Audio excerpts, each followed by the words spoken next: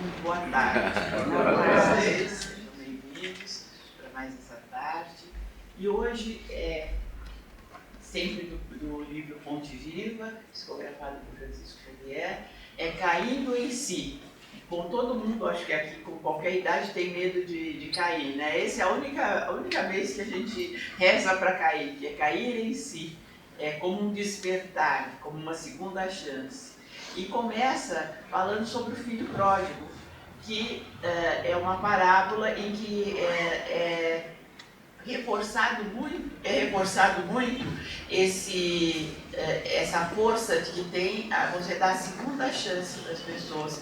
E como é íntimo isso e é grandioso você dar a segunda chance. E ele fala de muitos exemplos que nós temos no Evangelho, na Bíblia, sobre segundas chances, e que a gente conhece muito.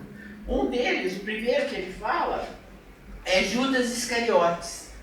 Judas Iscariotes foi, todos conhecem a história, aquele que traiu Jesus e que deu o beijo, a gente fala o beijo de Judas até hoje, né? Porque ele, no monte, junto com os soldados, ele falou para os soldados: aquele que eu beijar no rosto é o Senhor, e é ele que é o que diz que é o rei dos judeus.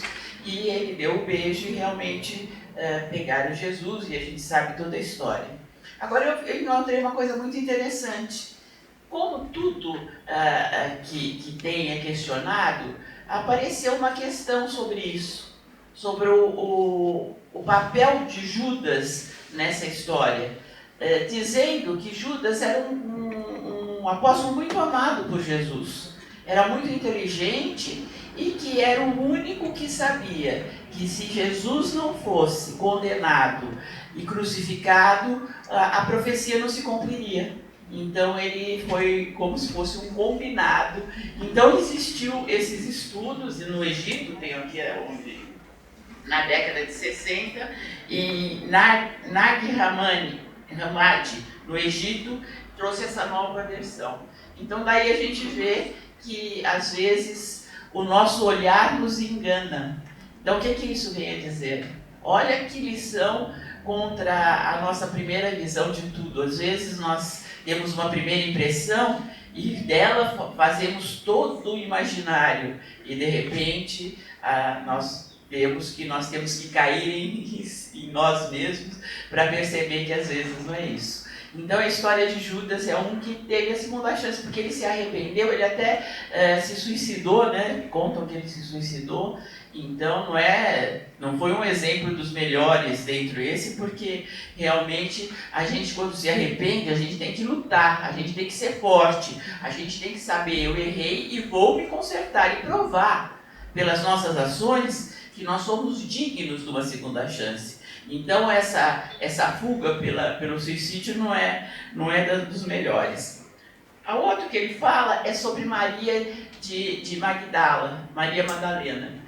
Então Maria Madalena, todos nós sabemos a história dela, que era uma pessoa que tinha uma vida, que eles falavam, vida de prazeres com soldados romanos, e que começou era uma pessoa muito... Você vê que às vezes é o espírito da pessoa, é a personalidade da pessoa. Ela se interessou pela palavra de Jesus. Foi assim que ela chegou a conhecer, e foi assim que ela chegou perto de Jesus. E Jesus disse: vai, a porta é estreita, mas você vai conseguir passar.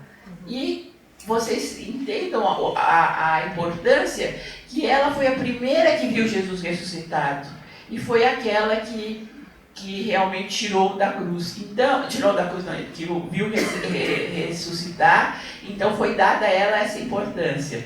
E não vamos dizer que é preconceito ou não, mas com toda essa importância, só 14 vezes na Bíblia é falado o nome de Maria de Madalena, não se fala mais que isso. Então, se viu que às vezes esse valor, porque depois que Jesus morreu, ela foi para o Vale dos Leprosos, ela cuidava daqueles que ninguém queria. Então ela foi de um amor, de um despreendimento enorme. E realmente, quando ela tem relatos que quando ela desencarnou, Jesus disse: vem falar comigo, você vai ficar junto comigo, e você passou na porta estreita. Então, aí nós temos outro exemplo de uma segunda chance. Quer dizer, aquela que todo mundo achava que não tinha jeito de jeito nenhum, e olha aí, foi recebida por Jesus. Aí ele fala também de Pedro, que nós sabemos da história que ele negou 3 vezes, né? E Jesus falou, antes do galo cantar 2 vezes, você vai me negar 3 vezes. Ele fala, eu não, imagine, eu sou o apóstolo escolhido, como que eu vou fazer isso? Mas quando Jesus foi preso, começaram a perseguição aos judeus. E quando ele se viu preso pelos soldados, ele falou assim, não, eu não conheço, não sei quem é, não. E negou 3 vezes Jesus, e aí ele veio cantar o galo. E ele se arrepende muito e chora muito. E foi dada a segunda chance. Tanto que Pedro foi chamado de Pedro porque era Simão, mas Pedro de pedra, que é a pedra da igreja, a pedra lapidar da igreja de Cristo.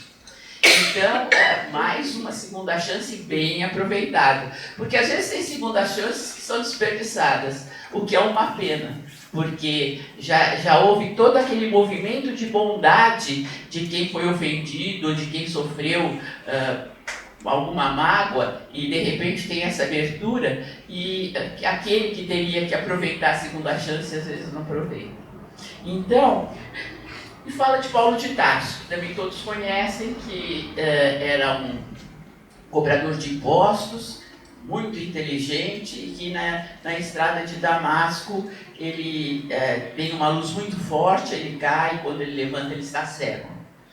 É levado até Damasco, então, pelos seus amigos, e lá ele é salvo por Ananias, que seria um sacerdote, mas inspirado por Jesus, ele volta a enxergar, e aí nós vemos as coisas maravilhosas, tanto que a gente vê muito dessas declarações e contando esses casos todos, nas cartas deles aos Coríntios. A carta aos Coríntios sempre tem alguma coisa que levanta um otimismo para dizer, não, você pode se salvar, acho que pela experiência pessoal dele. Então, se você, toda a carta aos Coríntios sempre tem alguma mensagem dizendo da salvação da pessoa pela sua própria vontade. Então, nós estamos falando tudo isso, e do que nós estamos falando realmente, depois desse histórico todo? Nós estamos falando da segunda chance. Como é importante a gente dar valor à segunda chance. E o que está embutido na segunda chance mais que tudo? O perdão. Porque ninguém dá uma segunda chance se ele não perdoa a pessoa. E o perdão tem muitas definições de perdão, muita gente fala. Mas o básico tem 3 tipos de perdão. Aquele perdão em que você, às vezes não esquece, mas você lembra sem mágoa. Então esse é o perdão total. O perdão em que você pode até ver a pessoa e você não tem mais aquele sentimento de raiva, de mágoa, de nada. Então esse é o perdão total. Mas tem aquele também que finge que perdoou. Mas cada vez que ele pode até conviver com a pessoa, mas cada vez que ele tá com a pessoa, está mandando umas faíscas de maldade que não adiantou nada esse perdão. E tem o terceiro perdão, que é quando a pessoa põe ponto final naquela pessoa, na outra. Não quer nem saber, não quer ouvir falar, não quer fazer. São todos perdões. Ninguém está dizendo que até o que finge, em algum momento, ele teve um vislumbre de perdão. O perdão só, que o perdão total mesmo, é aquele em que a gente consegue não sentir mágoa da outra pessoa. Esse é o perdão, e a gente vai, como a gente está sempre num caminho de crescimento, a gente começa perdoando, fingindo, depois você vai ver que não está fingindo tanto. Às vezes nesse fingimento, você descobre que a pessoa tem qualidades, então você vai, aos poucos, você vai realmente tornando esse perdão, você vai tornando ele realmente verdadeiro. Então, você tem que ver que essa segunda chance, esse perdão, é um processo contínuo. Todo dia nós temos possibilidade de perdoar e de ser perdoado. Porque somos humanos, estamos aqui num caminho de crescimento e muitas vezes não não somos assim, não estamos em pleno, às vezes a gente não é sempre que a gente está 100%, e às vezes a gente, por mais que a gente estude, por mais que a gente saiba, às vezes a gente como ser humano comete alguns deslizes. Então, o importante é não sentir culpa e não se deixar abater por isso. Saber que tem sempre solução. Que tem sempre, se a outra pessoa não aceitar o seu pedido de perdão, você já andou um passo. Aí a pessoa que está do outro lado é que teria que crescer um pouco, entender que você entendeu que errou e está pedindo desculpa. Agora, mais difícil, essa frase achei linda, tanto que eu pus aqui. Mais difícil que cuidar de uma ferida é conviver com quem lhe feriu. Que é o caso de você conviver com aquela pessoa que te magoou, que te feriu. Então, você às vezes perdoa, porque eu não vou ver nunca mais aquela pessoa. Que diferença me faz se aquela pessoa que está morando num outro estado, que eu não vejo mais, não falo mais, não vejo Facebook, não vejo nada. Que diferença me faz perdoar? Vamos perdoar, deixa ela viver a vida dela. Agora, o perdão diário é o perdão mais difícil que existe. Dar a segunda chance para aquele que no dia seguinte... E outra coisa, e dar com desconfiança. Porque às vezes você perdoa, mas você fica com o pé atrás, né? Aí qualquer coisinha que a outra pessoa faz, que nem seja por intenção ou nem nada, ela está só agindo normalmente, já volta tudo na sua cabeça e você começa. Então, essas coisas têm que ser trabalhadas internamente dentro de nós.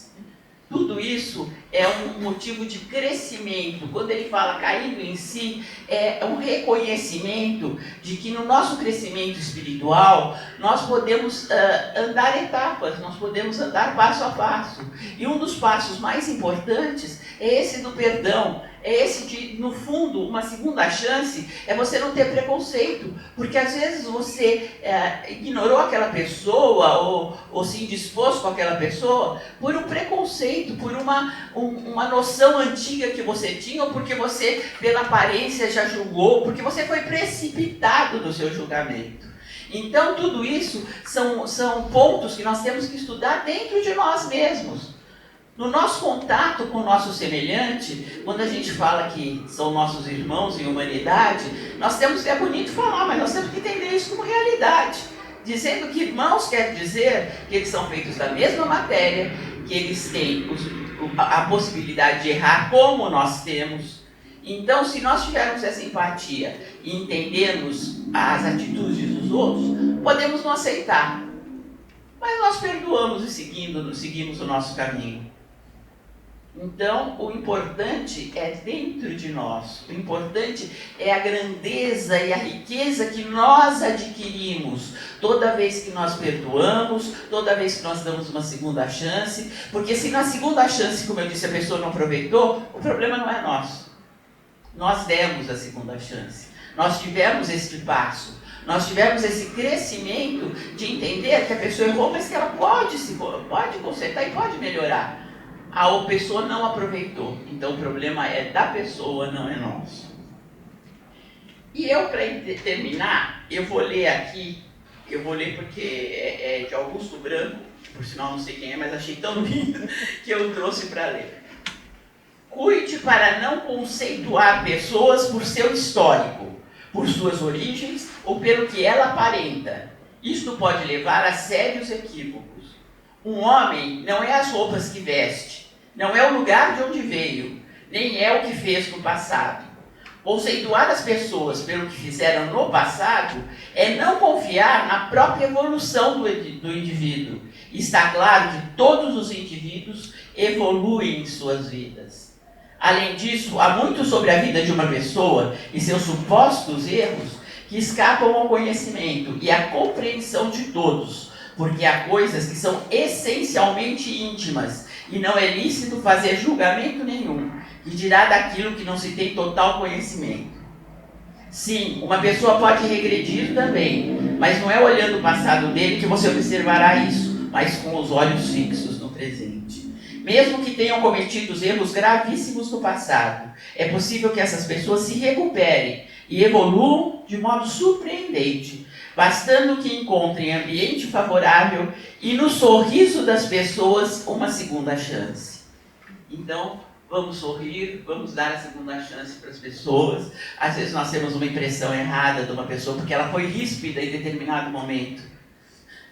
Mas naquele momento a gente não sabe o porquê que ela estava passando, que dores ela estava levando, por que ela estava passando.